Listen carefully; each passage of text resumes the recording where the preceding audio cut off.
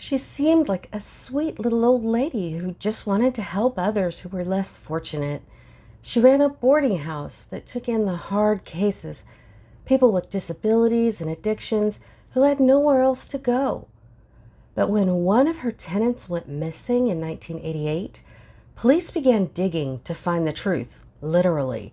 What they uncovered in the tiny yard on F Street would earn Dorothea Puente the title the Death House Landlady. Let's get into it.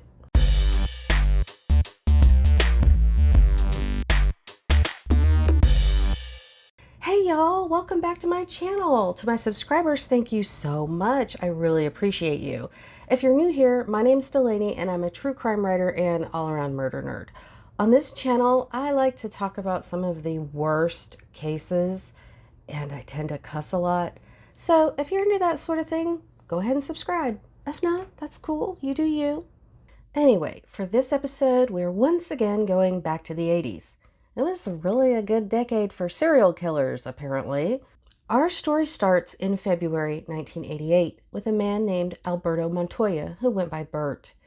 He'd been diagnosed with schizophrenia and, like so many others with severe mental illness, he'd ended up on the streets of Sacramento.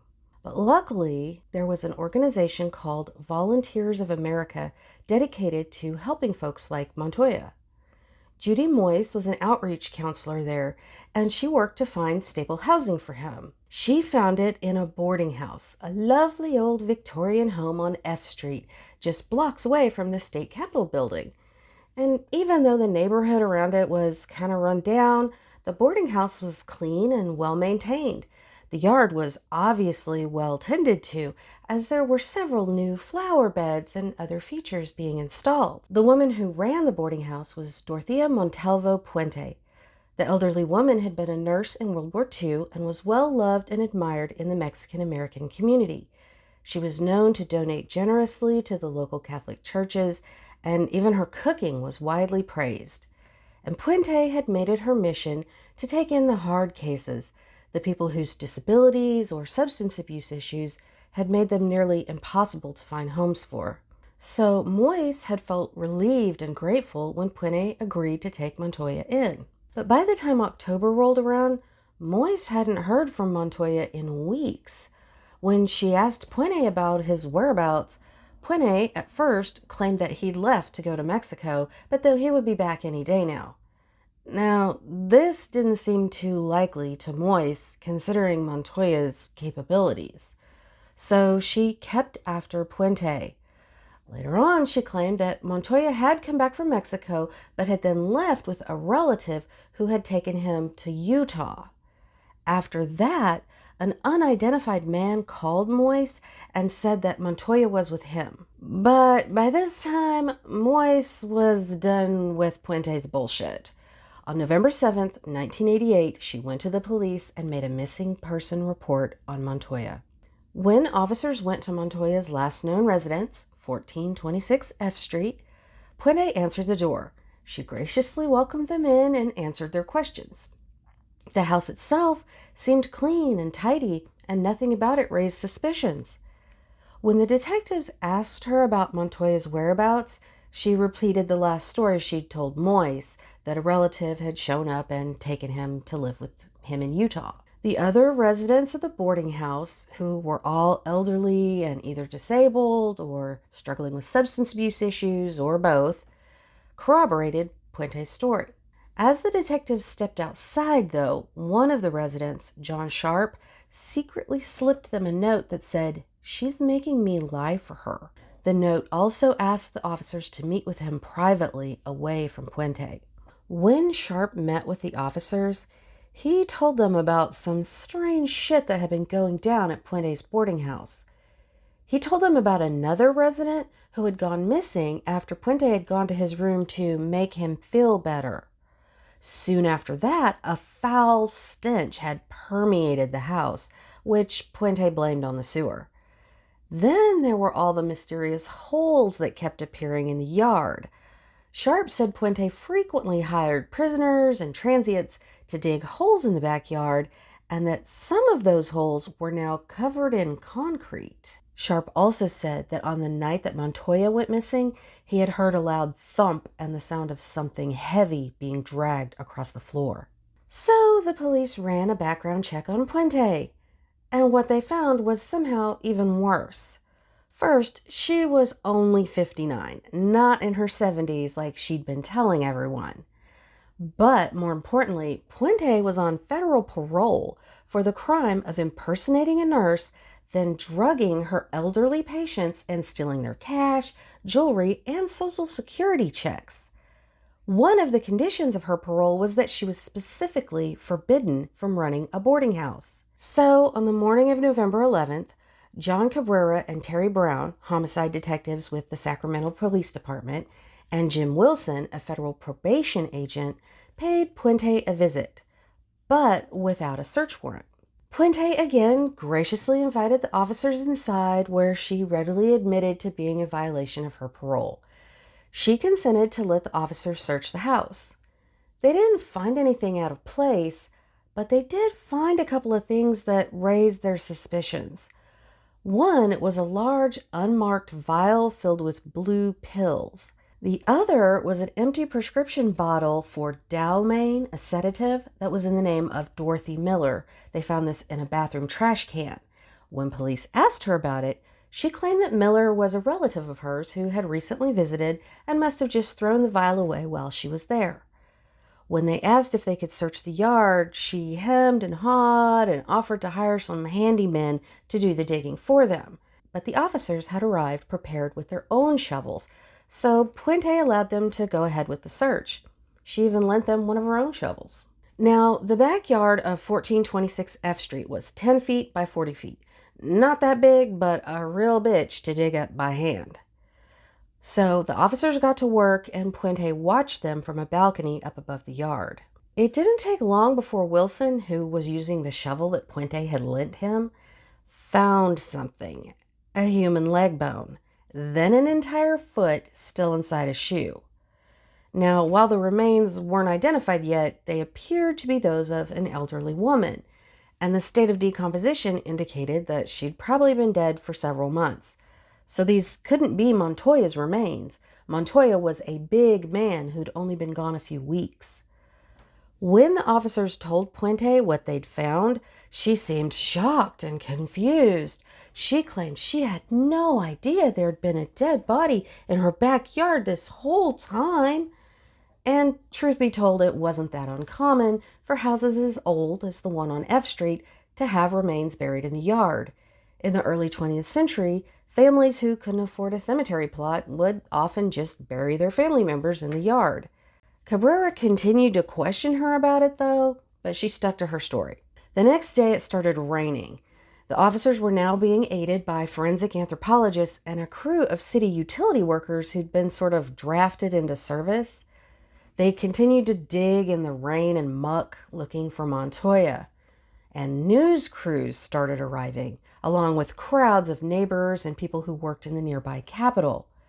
So Puente went up to Cabrera while he was digging and said all this commotion and the dead body were very distressing to her, and she just needed to get away and get a cup of coffee to calm her nerves. Since she wasn't under arrest for whatever reason, and the officers were still operating under her consent to search and not a warrant, they agreed to let her go. Cabrera escorted her and one of her boarders, John McCauley, out of her yard and through the crowd of media and onlookers. He watched her walk towards a nearby hotel, then went back and returned to digging. Within minutes, his shovel struck yet another human body. This one was much newer, wrapped in several layers of blankets and plastic bags. Now the police had a real reason to arrest Puente. But when they rushed over to the hotel where she was supposedly having coffee, she was gone. Who could possibly have predicted that? Anyway, the local press was all over this story. They gave the property nicknames like the House of Death, the Yard of Death, the Death Garden, and the Graveyard on F Street. They began calling Puente the Death House Landlady. Over the next 4 days, crews uncovered the remains of 5 more people in the tiny yard around 1426 F Street. One of them was a woman who'd been buried in the front yard without her head, hands, or feet. The next problem was identifying all these 7 victims. They were all too decomposed to be fingerprinted, and bizarrely, were all missing their teeth. Other than Montoya, Puente's boarders were people who'd been forgotten by society, so there were no missing persons reports on any of them.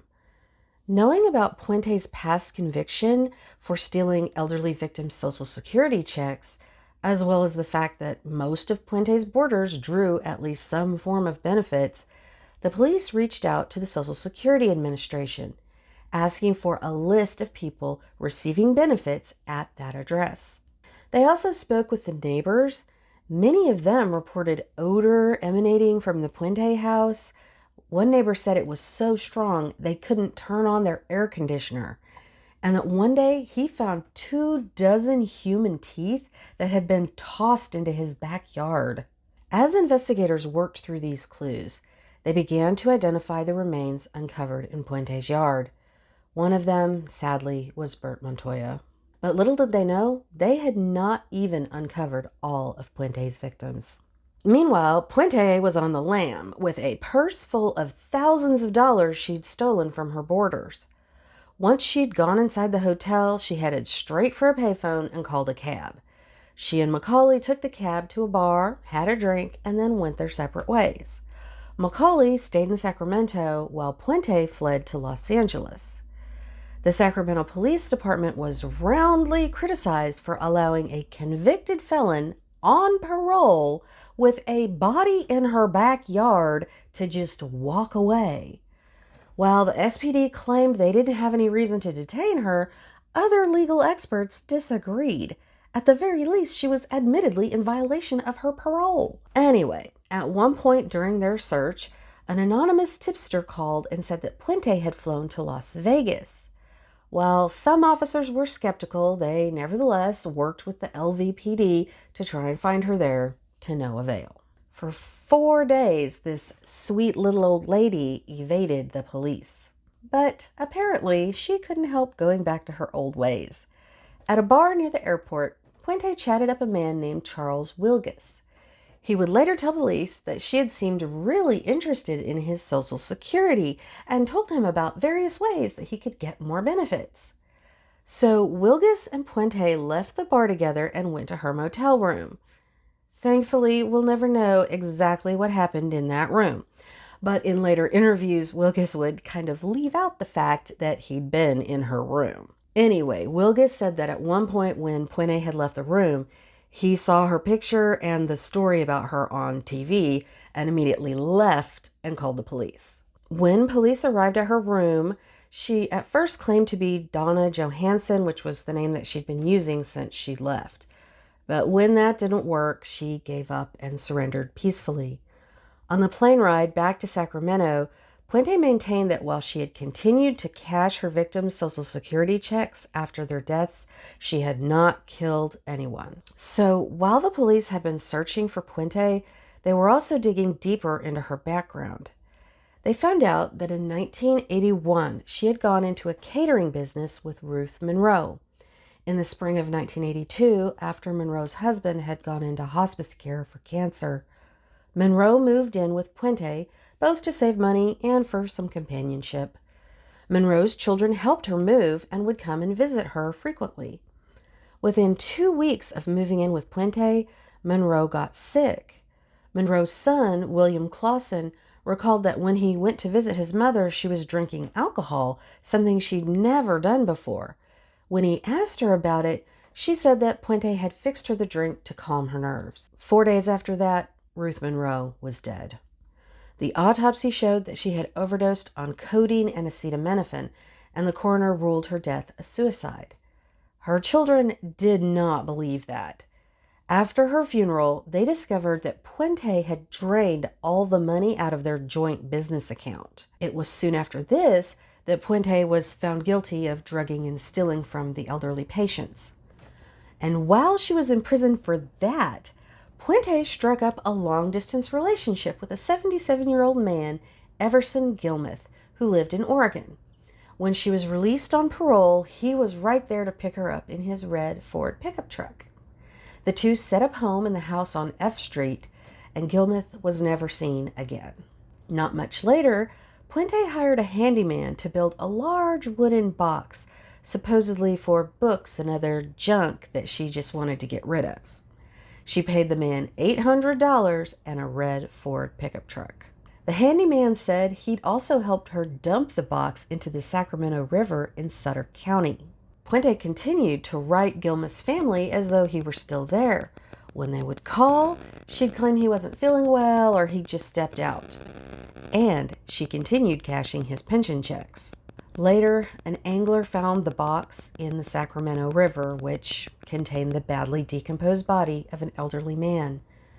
The man would go unidentified for 3 years until police connected the dots that led to Dorothea Puente. In October 1992, Puente stood trial for 9 murders: Everson Gilmeth, Ruth Monroe, Leona Carpenter, Bert Montoya, Dorothy Miller, Benjamin Fink, James Gallup, Vera Faye Martin, and Betty Palmer. Her trial lasted an entire year. The prosecutor called over 130 witnesses. But because of the condition of the bodies, the evidence was mostly circumstantial. Most of the victims had various drugs in their systems, but they all had the sedative Dalmane, a drug that, when mixed with alcohol, could be lethal. It was also shown that Puente had obtained more than 36 prescriptions of Dalmane between October 1985 and November 1988. But it couldn't be proven that Puente had administered the drug, considering the deceased's various addictions and physical problems and mental illnesses. After the trial, the jury deliberated for 43 days, the longest deliberation in California history, before declaring her guilty on 2 counts of first-degree murder and 1 count of second-degree murder. The other counts ended in a mistrial thanks to 1 juror. She was sentenced to 2 life terms plus 25 years to life without the possibility of parole in the Central California Women's Facility in Chowchilla. While she was in prison, she would cook for the other prisoners and guards, and her tamales in particular were a big favorite. In 2004, she published a cookbook titled Cooking with a Serial Killer. It gets about 4.5 stars on Amazon, with reviewers mostly saying the recipes are pretty basic but tasty. And one good thing did come out of this case. Thanks to all the media attention, a light was shown on the appalling conditions of elderly care homes in the Sacramento area, thanks to a lack of funding and oversight. California ended up passing laws to strengthen these regulations and oversight on these homes, which helped improve the lives of many residents. But there is a question that bothers many of the investigators and people interested in this case. It would seem to be impossible for a woman of Puente's age and small size to drag these bodies, some of whom were pretty big, out into the yard by herself. And then there were the mysterious phone calls to Moise claiming to be Montoya's relative, and to the police giving them the false lead that sent them to Las Vegas. Surely she had to have had at least one accomplice. There are a couple of theories on this. One is that a homeless man nicknamed Chief was her accomplice. Neighbors said that Puente had, quote, adopted him as her personal handyman. They said Puente had Chief dig in the basement and then cart all the soil and trash away in a wheelbarrow, and then he'd covered the basement floor with a concrete slab. They said later he tore down a garage in the backyard and poured a fresh concrete slab there as well. Soon after that, they said Chief just disappeared. Since no one knew his real name or where he might be living, it was impossible to track him down. The other theory is that Puente's boarder John McCauley was her accomplice. It was him, after all, who left the house with her after the first body was found. He was arrested as an accessory, but then was released due to a lack of evidence. Whoever might have helped her, we'll probably never know. On March 27, 2011, Dorothea Montalvo Puente died in prison. She never admitted to killing anyone and never named an accomplice. But that is not where the story ends. A lot of times after serial killers are exposed, their homes or killing sites are demolished or burned down.